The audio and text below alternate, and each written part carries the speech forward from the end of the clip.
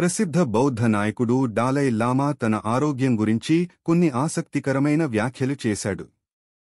కాలి శస్త్రచికిత్స చేసిన తర్వాత ఆయన ఆరోగ్య పరిస్థితి గురించి అడిగినప్పుడు ఆయన తన ప్రత్యేకమైన విధానంలో సమాధానం ఇచ్చాడు. ఆయనకి ప్రస్తుతం 89 సంవత్సరాలు, అతనికి 110 సంవత్సరాల జీవించడం ఒక కలగా ఉందని పంచుకున్నాడు. ఈ వ్యాఖ్యలు బౌద్ధ బోధనలు ప్రపంచానికి పంచే పట్ల ఆయన ఆశావాద దృష్టిని చూపించాయి.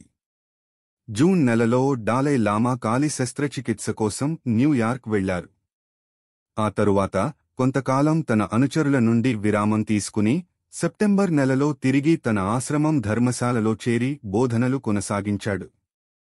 అంతేకాకుండా ఇటీవల ఆయన ఆరోగ్యం గురించి అడిగినప్పుడు నేను శారీరకంగా బలవంతుడిని, నాకు పెద్ద రోగాలు లేవు, కేవలం కాళ్లలో కొంచెం అసౌకర్యం మాత్రమే ఉంది అని చెప్పాడు. బౌద్ధ బోధనలను ఉత్సాహంతో పంచేందుకు ఆయన తన పనిని కొనసాగించడానికి నిరంతరం కృషి చేస్తానని తెలిపాడు.